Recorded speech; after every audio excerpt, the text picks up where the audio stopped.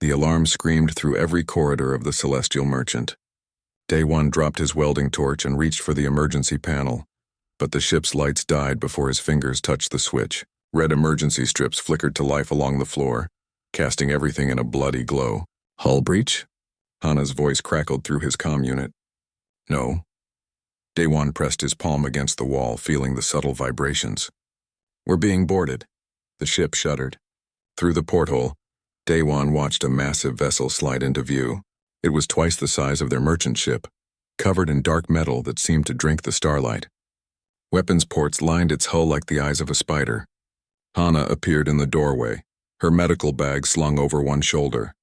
Krath raiders? Day One nodded. Everyone in the Outer Rim knew about the Krath.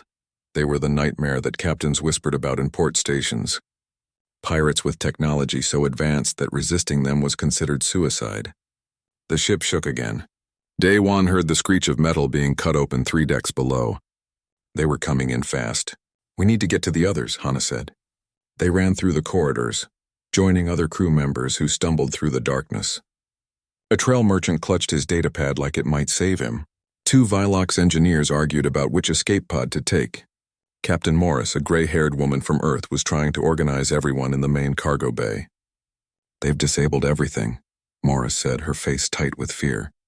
Communications, weapons, engines. We're dead in space. The cutting sound grew louder, closer. What do they want? Someone asked. Everything, Morris replied. The cargo, the ship, us. The Krath sell prisoners to work colonies. An explosion of sparks erupted from the main door. The metal glowed orange, then white. The crew backed away as the door fell inward with a crash that shook the deck. Smoke poured through the opening. Through it came figures in dark armor, moving with mechanical precision. The Krath were tall and thin, their bodies protected by exoskeletons that gleamed in the emergency lights. They carried weapons that hummed with power. The lead Krath stepped forward. His armor was more elaborate than the others, marked with symbols that probably meant rank. When he spoke, a translator device on his chest turned his clicking sounds into words. You are now property of the Krath Dominion, he announced. Resistance will result in damage to merchandise. Stand still. One of the Vilox engineers bolted for a side corridor. A Krath guard moved faster, grabbing him with a mechanical arm. The engineer struggled, but the Krath barely seemed to notice. He tossed the Vilox back into the group like a child throwing a toy. I am Velthar, captain of this vessel. The lead Krath continued. You will be processed and catalogued.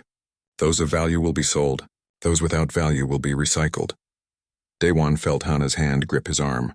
He kept his face neutral, his breathing steady. Years of training had taught him to stay calm when others panicked. The Krath guards moved through the prisoners, running scanning devices over each person. The scanners beeped and flashed, displaying information on small screens. Day One watched as they confiscated every piece of technology. Comm units, datapads, toolkits, even a Trell merchant's digital prayer beads. When they reached Day One, 3 scanners focused on him simultaneously. Human, one guard said. Elevated bone density. High muscle mass. Unusual metabolic readings. Standard for the species, another replied. Earth is a high-gravity world. They develop dense structures to compensate. The scanner passed over his waist, his boots, his jacket. It beeped insistently. Weapon detected. Day One slowly removed a small folding knife from his pocket. It was barely longer than his finger, something he used for cutting wire and opening packages. The Krath guard took it, examining the simple blade with what might have been amusement. Primitive, inefficient. He dropped it into a container with other confiscated items. They scanned Hana next, taking her medical scanner, her surgical tools, even the small flashlight she kept clipped to her bag. All prisoners to holding cells, Velthar ordered. The Krath herded them through the corridors of their ship. Everything was smooth metal and sharp angles. The air smelled sterile, like a hospital but colder. The walls were covered in displays showing alien text and diagrams that Day One couldn't read. They passed other Krath crew members who barely glanced at the prisoners. To them, this was routine. Just another day of taking what they wanted from weaker species. The holding cells were small, maybe 3 meters by 3 meters. Day One and Hana were placed in one together. The door sealed behind them with a hiss that sounded final.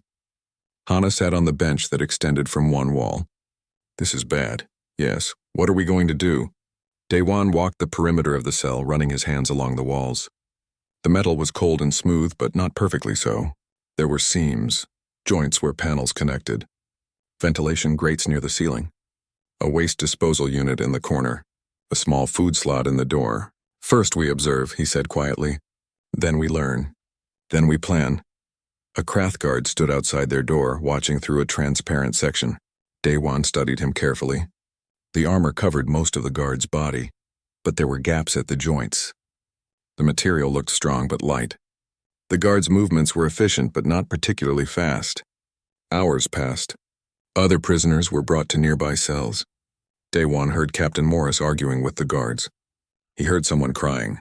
He heard the Trell merchant praying in a language his translator couldn't process. Eventually, a younger Krath guard replaced the one watching their cell. This one seemed less experienced, more curious. He kept looking at the humans, his head tilting in a way that suggested confusion. "Why are you not afraid?" the guard asked suddenly. Daewon looked up. "Would fear help us?" "Most species show distress when captured. Your heart rate is normal. Your breathing is steady. This is unusual." "Fear is a tool," Daewon said. "It helps you run from danger or fight against it. But we cannot run, and you have taken our tools for fighting. So fear would only waste energy." The guard's translator clicked thoughtfully. "You speak of fighting as if you could fight us without tools. This is humor?" "No, it's fact." The guard made a sound that the translator rendered as laughter. "You are small creatures from a primitive world. Without your technology, you are nothing. This is why the Krath dominate this sector. We evolved beyond the need for physical strength. Our bodies are efficient. Our minds are sharp. Our technology makes us superior to all other species." Daewon sat down next to Hana. "Tell me about your world." The guard seemed surprised by the question. "Why would you want to know?" "We have time, and I'm curious about the species that captured us." The guard considered this. Perhaps he was bored. Perhaps he wanted to boast. Either way, he began to talk. "My world has low gravity, only 0.6 of standard. Our atmosphere is thick and rich. Food grows easily.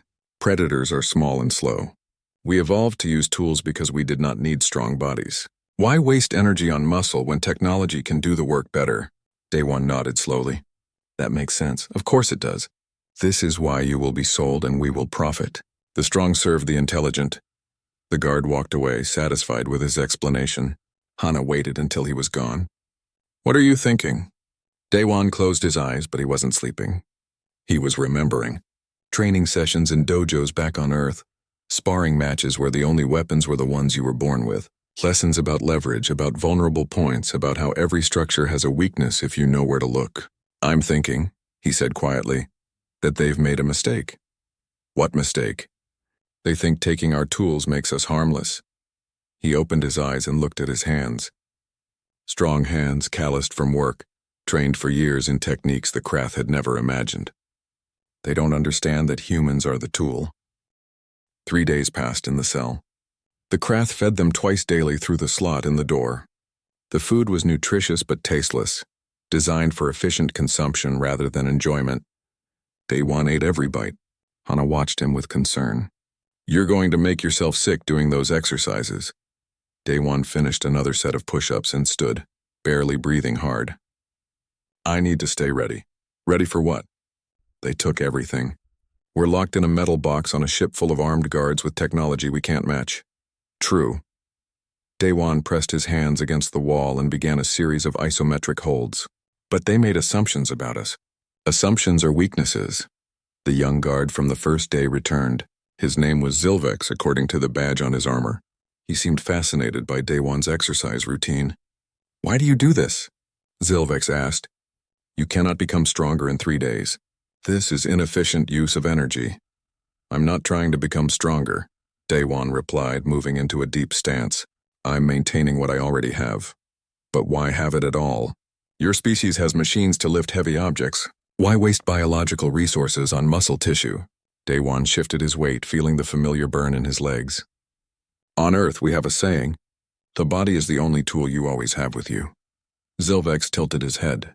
"Your world created such sayings because your technology was primitive for so long. The Krath evolved past such thinking 10,000 years ago." "Tell me more about that." Daewon said, keeping his voice casual. How did your people evolve? Over the next few hours, Zilvex talked.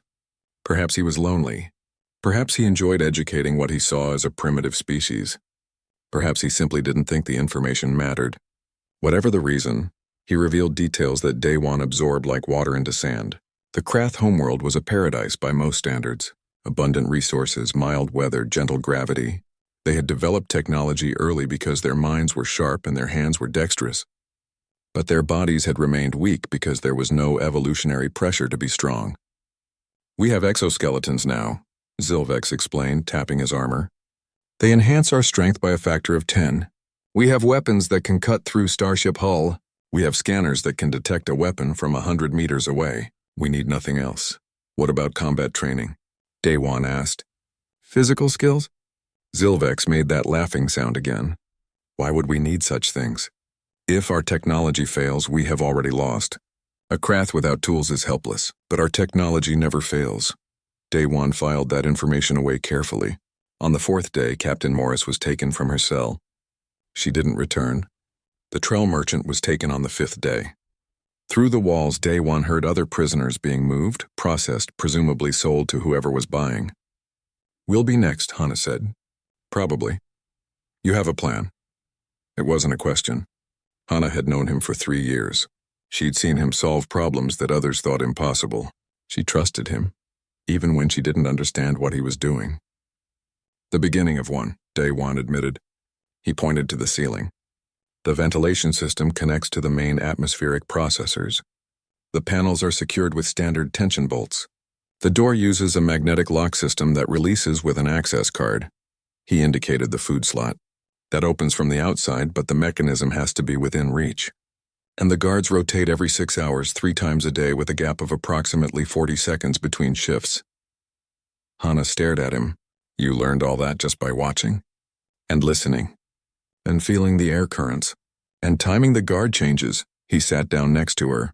But none of it matters if we can't get out of this cell first. How do we do that? We wait for an opportunity. The opportunity came on the 6th day. An alarm sounded different from the others they'd heard. Zilvex appeared at their door looking agitated. What's happening? Daewon asked. System maintenance, Zilvex replied. Primary power will be offline for 20 minutes while we upgrade the core processors. Backup systems will maintain life support and basic functions. He paused. Do not attempt anything foolish. Even with reduced monitoring, you cannot escape. After he left, Hana turned to Daewon. That sounded like a challenge. It sounded like information. They waited. The lights dimmed as the main power cycled down. The hum of machinery that had been constant background noise faded to almost nothing. Daewon pressed his ear against the door, listening to the corridor outside. Footsteps.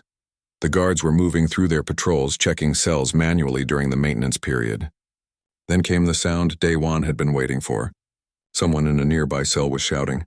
The Trell merchant, the elderly one who had been praying. His voice was weak, desperate. Help, please. I cannot breathe. Guards rushed toward the sound. Daewon heard Zilvex's voice giving orders. A cell door opened. Check the others, Zilvex commanded. Make sure this is not a coordinated distraction. 2 sets of footsteps approached Daewon's cell. He positioned himself in the center of the room, hands at his sides, breathing slowly. Hana moved to the corner, looking worried. The door opened. 2 Krath guards entered, scanners raised. Everything that happened next took less than 5 seconds. Daewon moved. His body had been still for 6 days, storing energy, waiting. Now it released that energy in an explosion of motion that the Krath, with their slow reflexes and weak bodies, couldn't possibly process in time. The first guard never saw the strike coming. Daewon's palm hit the center of his chest plate, with all the force of his body weight behind it. The exoskeleton, designed to resist weapons and tools, was not designed to handle kinetic impact from biological sources. It cracked like an eggshell. The guard fell backward, gasping. His thorax collapsed inward. The second guard reached for an alarm device on his belt. Daewon's elbow caught him in the forearm. The sound of breaking bone was sharp and clear. The guard shrieked, a high-pitched sound that the translator rendered as pure pain. Daewon's leg swept out, catching the guard behind the knee. The joint bent backward, snapping. The guard collapsed. Silence filled the cell. Complete and total silence except for the ragged breathing of the two injured Krath. Hana stared at the guards, then at Daewon. How did you? Later. Daewon knelt beside the guards, searching them quickly. He found 2 access cards, a translator device, and a small container of water. The weapons were biometrically locked to their users, useless to him. He looked at the door's locking mechanism. It was controlled electronically from the outside, but the physical bolt was simple metal. Daewon gripped it with both hands and pulled. His fingers whitened with pressure. The muscles in his arms and shoulders bunched. The bolt bent, slowly at first, then faster as the metal fatigued. It snapped. The door swung open. In the corridor, Zilvex was helping the Trell merchant breathe, his back to Daewon's cell. He must have heard the sound of the door opening because he started to turn. I'm sorry, Daewon said quietly. Then he moved again, faster than Zilvex could react. 1 strike to disable, not to kill. The young Krath crumpled. Alarms began to sound throughout the ship. The lights shifted to red. Automated voices announced in multiple languages that there was a security breach in the holding area. Daewon pulled Zilvex into the cell and took his access card. Then he moved to the other cells, opening them one by one. Prisoners emerged, confused and frightened. Captain Morris, the Villox engineers, a dozen others from various species. What did you do? Morris whispered, staring at the injured guards. What I had to, Daewon replied. He turned to address all of them. We have maybe 3 minutes before armed response teams arrive. Anyone who wants to survive needs to follow me. Anyone who wants to wait for rescue can stay here. No one stayed. Hana moved beside him as they headed down the corridor. Where are we going? Deeper into the ship. They'll expect us to run toward the docking bays or escape pods. We're going to do something they won't expect. What's that? Daewon's expression was calm, almost peaceful. We're going hunting. Daewon led the group through maintenance corridors that the Krath never intended prisoners to see. These passages were narrow and poorly lit, filled with exposed pipes and electrical conduits. The freed prisoners followed in silence, too shocked to question where they were going. Captain Morris caught up to Daewon. We should head for communications. Send a distress signal. They'll have those areas heavily guarded now, Daewon replied, ducking under a low-hanging pipe. We need weapons first. You said their weapons are biometrically locked. Not those kinds of weapons. They emerged into a cargo bay that stretched the length of 3 football fields. Containers were stacked in precise rows, each marked with alien text. The space was dark except for emergency lighting that cast long shadows across the floor. Hide, Daewon commanded. The prisoners scattered, ducking behind containers and support pillars. Hana stayed with Daewon, crouching behind a large crate marked with hazard symbols. Now we wait, Daewon whispered. For what? For them to come looking. They didn't wait long. The sound of boots on metal echoed through the bay. 4 Krath security guards entered in formation, weapons raised, scanning devices active. They moved with military precision, checking each row of containers methodically. Daewon watched them from his hiding spot, measuring distances, calculating angles. The guards were maybe 10 meters apart, maintaining visual contact with each other. Smart tactics for facing an armed opponent. Useless tactics for what was about to happen. He picked up a small metal component from the floor, something that had fallen from a container. He tossed it to his right, creating a small clattering sound. The nearest guard turned toward the noise, weapon raised. The other 3 shifted their attention as well, converging on the sound. Daewon moved. He came from behind. From the angle none of them were watching. The first guard didn't even have time to process the movement before Daewon's knee struck the back of his leg, collapsing him forward. An elbow to the base of the skull ensured he wouldn't get up quickly. The second guard spun, weapon tracking. Daewon was faster. He grabbed the guard's arm, twisted it until something snapped and pulled the Krath off balance. A palm strike to the chest cracked the exoskeleton. The guard fell, the third and fourth guards fired. Energy bolts sizzled past Daewon's shoulder as he rolled behind a container. The guards advanced, splitting up to flank him. Daewon grabbed a loose pipe from the floor, approximately 1 meter long and solid metal. Not ideal, but better than nothing. He waited, counting footsteps, timing the approach. When the third guard rounded the container, Daewon swung the pipe like a bat. It connected with the guard's weapon arm. The exoskeleton held, but the impact was enough to make the Krath drop his weapon. Before he could recover, Day One struck again, this time at the knee joint. The guard fell. The fourth guard appeared from the other direction, weapon charging for another shot. Day One threw the pipe. It wasn't meant to hurt, just to distract. The guard flinched, tracking the projectile. That flinch was enough. Day One closed the distance in 3 strides. His fist drove into the guard's midsection, below the chest plate where the armor was thinner. The guard doubled over. A follow-up strike to the shoulder joint disabled the weapon arm. 4 guards, down in less than 30 seconds. The freed prisoners emerged from hiding, staring at the scene with expressions ranging from shock to horror to awe. "How is this possible?" Morris asked. "They're trained soldiers with advanced armor." Hana knelt beside one of the guards, checking his injuries with professional efficiency. "Their bones are incredibly light, brittle almost. Their muscle density is about 40% of human baseline. The armor does most of their physical work. They evolved in low gravity," Day One added, breathing only slightly harder than normal. "Their bodies are efficient for their environment. But efficiency isn't the same as durability." One of the Vilox engineers approached cautiously. "You're saying humans are just naturally stronger? Earth has gravity almost twice what these guards evolved in. Our planet has predators that hunt in packs, diseases that kill millions, weather that can destroy cities. Everything about our world forced us to become tough or die." Day One looked at his hands. His knuckles were scraped and bleeding, but he barely seemed to notice. "The Krath scan for weapons. They never thought to scan for what we are." A sound echoed through the cargo bay. Footsteps, many of them approaching from multiple directions. "More guards," Morris said. "Good," Day One replied. He moved to a wall panel and examined it. The metal was secured with bolts, but there was a gap between the panel and the wall. "I need everyone to understand something. We're not trying to fight our way to freedom. That's impossible. We're making them afraid." "Afraid of what?" "Of us. Of what they don't understand." Day One gripped the edge of the panel and pulled. The metal groaned. His muscles strained. The veins in his arms stood out like cables. The panel tore free from the wall with a screech of rending metal. The prisoners stared at the bent, twisted panel in Day One's hands. He dropped it to the floor with a clang that echoed through the bay. "They think we're merchandise," he said quietly. "Cargo to be sold. They need to learn that humans are predators, and predators don't come with off switches." The footsteps grew louder. A voice boomed through speakers, translated into multiple languages. "Escaped prisoners surrender immediately. Resistance will result in termination of merchandise status. You will be destroyed." Day One picked up another piece of metal, testing its weight. "Captain Morris, take everyone back into the maintenance corridors. Head toward the ship's center, away from the hull. Find somewhere defensible and hide.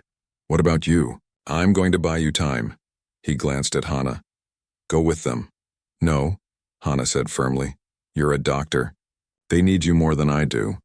And you're going to get hurt doing whatever insane thing you're planning. So you need me." She crossed her arms. "We're not having this argument." Day One almost smiled. "Fine. Everyone else go. Now." The prisoners fled back into the maintenance corridors. The sound of their footsteps faded, leaving only Day One and Hana in the vast cargo bay. The guards entered from 3 different doors simultaneously. Not just 4 this time, 12, maybe more. They spread out in a coordinated pattern, weapons charged and ready. Among them walked a Krath in more elaborate armor. Velthar, the captain, his translator device, spoke with cold authority. "You have damaged my crew and disrupted my ship. This is unacceptable. You will be restrained and punished." Day One stood in the center of the bay, empty-handed, relaxed. "Your crew damaged themselves by being weak. Your ship disrupted itself by assuming we were helpless. And you're about to learn why humans don't need weapons. Brave words from a creature without tools." "You keep talking about tools," Day One replied, "but you don't understand what a tool is. A hammer is a tool. A knife is a tool. But evolution can make tools too. It just takes millions of years and a planet that doesn't forgive mistakes." He moved forward slowly, deliberately. The guards tensed. "Earth made us strong because weak humans died. It made us fast because slow humans got eaten. It made us smart because stupid humans starved. It made us endure because everything on our world is trying to kill us." Day One stopped 10 meters from the nearest guards. "Your people evolved in paradise. Mine evolved in hell. And now you want to see what hell built?" Velthar raised his weapon. "Guards, restrain him!" They came at him in a rush, 12 Krath soldiers converging from all sides. Day One met them head on. What followed wasn't a fight. Fights implied some level of equality, some chance for both sides. This was something else. This was a demonstration of what happens when prey animals with tools face a predator that doesn't need them. Day one moved through the guards like water flowing around rocks. Every movement was precise, efficient, practiced over years of training. He targeted joints, weak points, the gaps in their armor where evolution had left them vulnerable. A strike here to collapse a knee. A throw there to use momentum against them.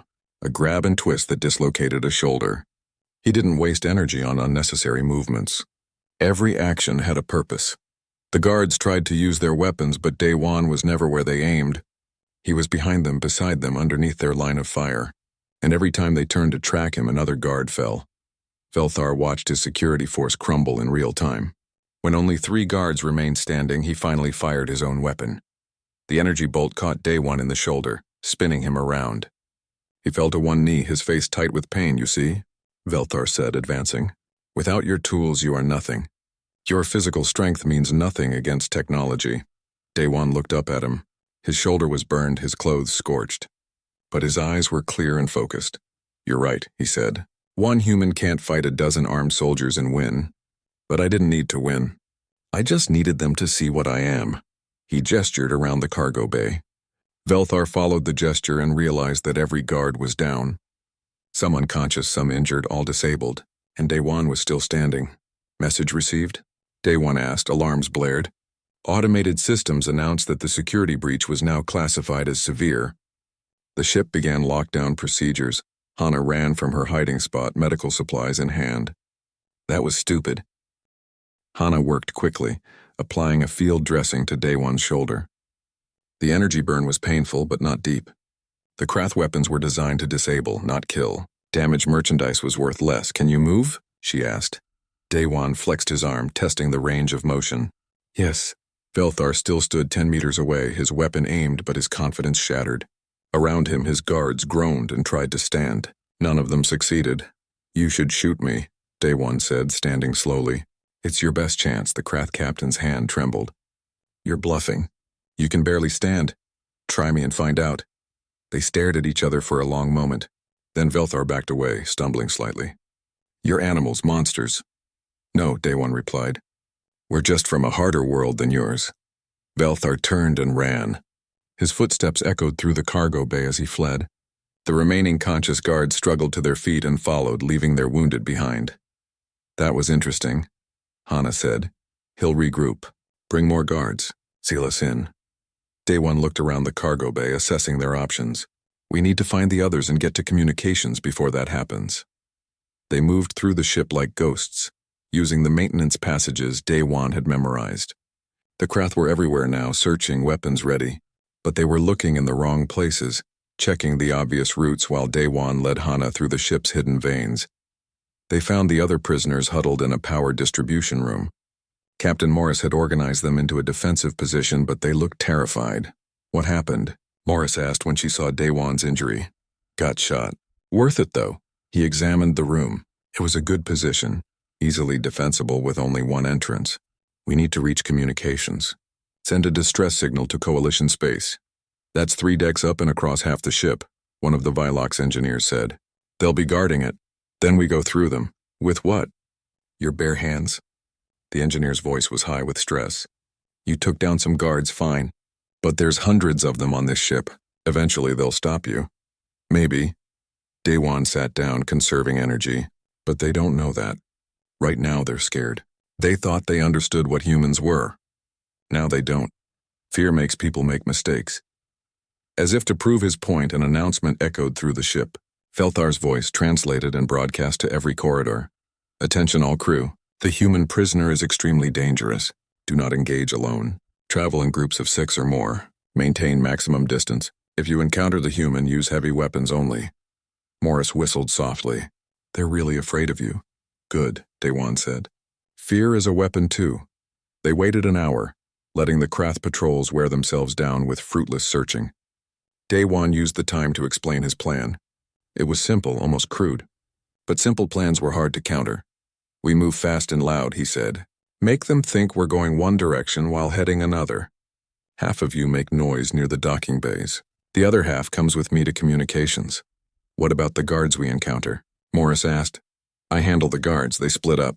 Morris led one group toward the ship's stern, making as much noise as possible, banging on pipes, shouting, triggering any alarm they could find. The Krath response was immediate. Day One watched through a ventilation grate as dozens of guards rushed past, heading toward the disturbance. Now, he whispered. His group moved quickly through the emptied corridors. They encountered two guards stationed at an intersection. Day One didn't slow down. He closed the distance before they could react. Disabling both in seconds. Keep moving, he told the others.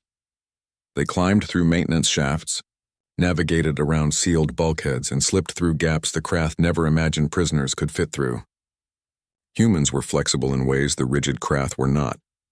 The communications hub was ahead, guarded by a heavy blast door and 6 armed soldiers. Day One studied them from around a corner. That door is sealed electronically, Hana whispered. We need someone inside to open it.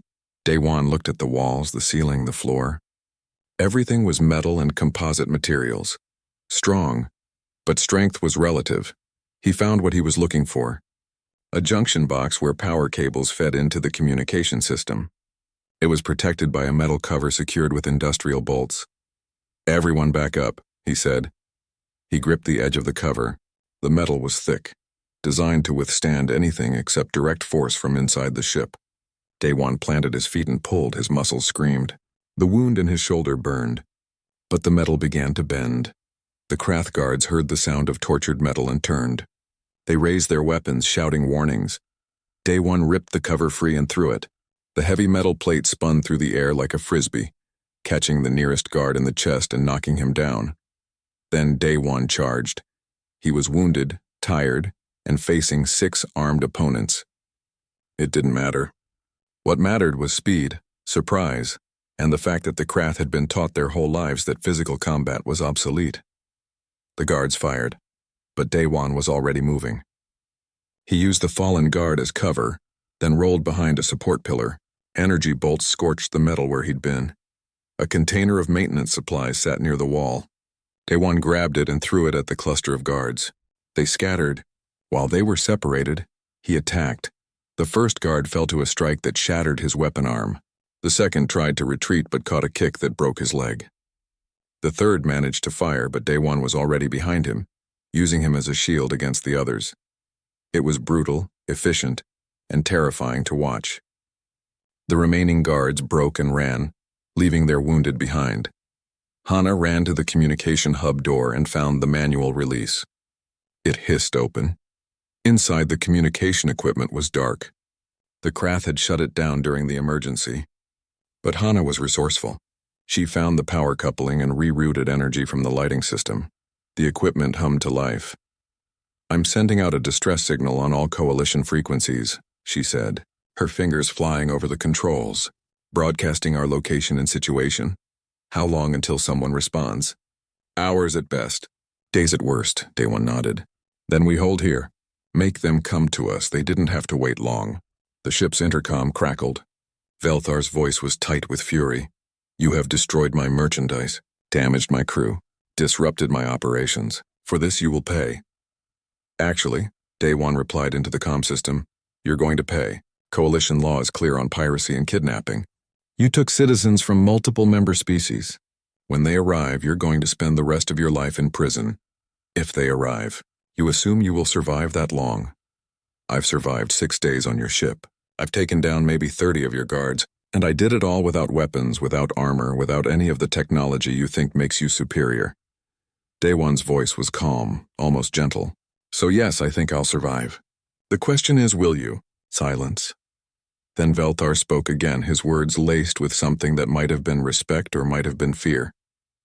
What are you? I'm human, Day One replied. And humans are what happens when evolution arms you with everything you need to survive, then takes away everything else until only the weapons remain. More guards came. They came in waves, trying to overwhelm through numbers. But the communication hub had only one entrance, and Day One held it. Every guard that entered faced a human that refused to fall, refused to tire, refused to accept defeat. Hana treated Day One's wounds between waves, cleaning cuts and wrapping injuries. You can't keep this up forever. Don't need forever. Just need long enough. On the 8th wave, Day One noticed something. The guards weren't attacking with the same intensity. They were hesitating, hanging back, looking for someone else to go first. They were afraid. By the 10th wave, no one would enter the hub at all.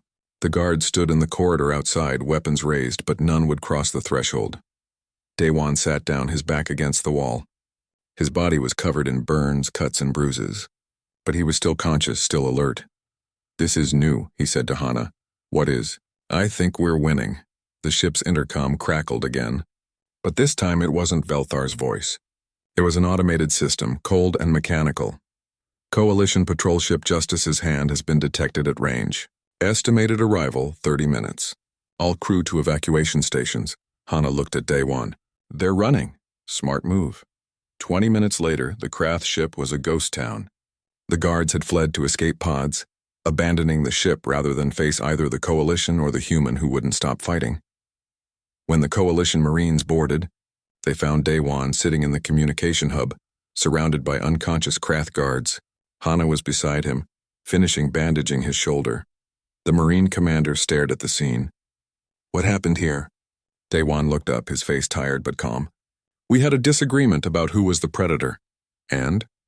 They found out. The Coalition medical bay was clean and bright, everything the Krath ship was not. Day One sat on an examination table while a Vilox doctor worked on his injuries. The doctor's forearms moved with practiced efficiency, sealing burns and setting bones. "You should be dead," the doctor said matter-of-factly. "Energy burns, impact trauma, exhaustion. Most species would have collapsed days ago." "Most species aren't from Earth," Hana replied from the corner. She'd refused to leave Day One's side despite being cleared by medical. The doctor made a sound that might have been agreement. "Yes, we've heard the reports. What you did on that ship is spreading through the fleet. Everyone wants to know about the human who needed no weapons." Day One closed his eyes, tired. "I just wanted to go home." "Well, you're getting your wish. The Coalition is sending an escort ship to return all rescued prisoners to their homeworlds." The doctor finished his work and stepped back. "You'll heal completely in a few weeks. Humans have remarkable recovery capabilities." After the doctor left, Captain Morris entered. She looked better than she had on the Krath ship, cleaner and fed. But her expression was serious. "The Coalition wants your statement," she said. "About what happened. I'll tell them everything. They also want to know how you did it. Military analysts are very interested in human combat capabilities." Day One opened his eyes. "I'm not a weapon for them to study. I know. And I told them that." Morris sat down. "But you should know what your actions started. The Krath Dominion has issued an official statement. They're ceasing all raiding operations against human ships. They're calling humans a protected species, forbidden targets. Because they're afraid. Terrified. You fought 30 or 40 of their soldiers and won. To them, that's impossible. They're redesigning their entire security doctrine around the possibility of encountering humans." Hana laughed, but there was no humor in it. "So we went from merchandise to nightmare in 1 week." "Something like that." Morris stood. "The other prisoners asked me to thank you. Without you, we'd all be sold to work colonies right now. Or dead." After she left, Day One and Hana sat in silence for a while. Outside the window, stars drifted past in the endless dark. "Do you regret it?" Hana asked finally. "Which part?" "Any of it. Fighting, hurting them. Becoming the thing they're afraid of now." Day One considered the question carefully. "I regret that it was necessary. But I don't regret doing it. They took our freedom because they thought we were weak. They needed to learn that weakness and lack of weapons aren't the same thing. Will it change anything? In the long run? Maybe. Maybe now other species will think twice before assuming humans are easy targets. Maybe the Krath will tell their story and it'll spread. Maybe we'll get a reputation as dangerous." He flexed his bandaged hands. "Is that good? I don't know. But at least we'll be respected." 3 days later, the Coalition held a formal debriefing. Day One sat at a table across from 5 officials representing different member species. They asked questions for hours, trying to understand exactly what had happened on the Krath raider ship. "You disabled over 30 armed guards," one official said, reviewing his notes, "with no weapons of your own. How is this possible?" "Training in biology," Day One replied. "Humans practice combat techniques from childhood. Sports like boxing, wrestling, martial arts. We learn to use our bodies as tools. And our bodies are built for it. High bone density, efficient muscle structure, good endurance. Earth's gravity and predators made us tough. But the Krath have technology. Technology is only as good as the person using it. If you've never been in a physical fight, never felt pain, never trained your body to move under stress, then all the technology in the galaxy won't help you. Another official, a Trell with gray scales, leaned forward. You're saying humans are naturally violent? No, I'm saying humans are naturally capable of violence when necessary. There's a difference. We don't want to fight, but we can if we have to.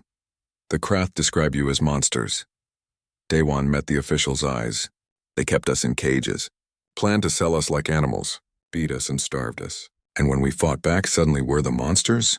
He shook his head. I did what anyone would do to survive. The Krath just weren't prepared for prey that could fight back. The debriefing ended with no clear resolution. The officials thanked Daewon for his cooperation and dismissed him. As he left, he heard them arguing about what his actions meant for human-alien relations. The real surprise came a week later. Daewon was preparing to board a transport home when Coalition security stopped him. There's someone who wants to speak with you, the guard said. They led him to a private meeting room. Inside, wearing restraints and Coalition custody markers, sat Velthar. The Krath captain looked smaller somehow, diminished without his ship and crew. Why am I here? Daewon asked. He requested to see you, the guard replied. We thought it might be informative. We'll be right outside, the guard left. Daewon sat down across from Velthar. They studied each other in silence. You broke my ship, Velthar said finally. Broke my crew. Broke my reputation. You kidnapped me. Seemed fair. I didn't understand what you were. What humans are. We scanned for weapons and found nothing. We thought that made you safe. That was your mistake. Velthar's translator clicked thoughtfully. My people have lived in peace for 10,000 years. We evolved past physical violence. War became obsolete when we developed technology. Combat became something handled by machines and weapons, not bodies. He looked at his thin arms, his fragile hands. We forgot what it was like to be afraid of another living being. And now you remember? Yes. The Krath was quiet for a moment. I want to ask you something. When you were fighting my guards, destroying them with your bare hands, were you afraid? Daewon thought about it. Yes, every time. Fear keeps you alert, keeps you from making mistakes. But you fought anyway. Because fear doesn't control me. I control the fear. Velthar nodded slowly. That is something my people have lost. The ability to feel fear and act anyway. We let technology make us soft, weak. He met Daewon's eyes. I will be in prison for a long time. Piracy, kidnapping, multiple violations of Coalition law. But I wanted to tell you something before you left. What? Thank you. Daewon blinked. For what? For teaching me what we became. What we lost. My people needed to remember that the universe is dangerous. That strength comes in many forms. That assuming you're superior because you have better tools is the height of foolishness. Velthar's translator hummed with something that might have been emotion. You were our teacher. Painful lesson, but necessary. They sat in silence again. Then Daewon stood. Learn from it, he said, and tell your people. Not all weapons are things you can scan for. A month later, Daewon was back on Earth, back in his small apartment in Seoul, back to a normal life that felt strange after everything that had happened. But normal didn't last long. The story had spread. News services across the Coalition ran pieces about the human who broke free from the Krath using nothing but his body. Military analysts wrote papers about human combat potential. Anthropologists studied Earth's history of violence and survival. Humans became famous and feared. Some species started avoiding human ships. Others sought them out as guards and protectors. Trade routes that passed through human space became safer because pirates knew the risk. Hana visited Daewon one evening, bringing food and news. The Coalition is offering you a job, she said, training their security forces in hand-to-hand combat. They want to understand how humans fight. I'm not interested. I told them you'd say that. She set the food down. But you should know what you started. There are humans getting hired as bodyguards, security consultants, martial arts instructors. Our reputation as a species has completely changed. Is that good? I don't know. But it's real. Hana looked out the window at the Seoul skyline. We're not the weak species anymore. We're the dangerous ones. The ones you don't capture, don't threaten. Don't underestimate. Daewon thought about Velthar, about the Krath guards, about the moment they realized what humans actually were. Maybe that's okay, he said. Maybe being dangerous means being safe. Maybe respect comes from knowing we can fight back. And if other species are afraid of us, then they'll think twice before putting us in cages. Years passed. The story became legend, the human who broke free with his bare hands, the man who taught the galaxy that technology couldn't replace evolution's weapons. New ships were commissioned by human companies. They carried names like Unbroken, No Mercy, Remember Velthar. Some carried a new motto, painted on their hulls in letters 3 meters tall. No weapons necessary. It became a statement, a warning, a promise. Humans didn't need advanced armor or energy weapons or scanning technology. They had something older, something more fundamental. They had bodies built by a harsh world, minds sharpened by constant danger and will that refused to break. The galaxy learned to respect that, some through admiration, some through fear. But all of them learned, and on Earth, in a small apartment in Seoul, Daewon lived his quiet life. He trained in his dojo, worked his engineering job, and rarely talked about what had happened on the Krath ship.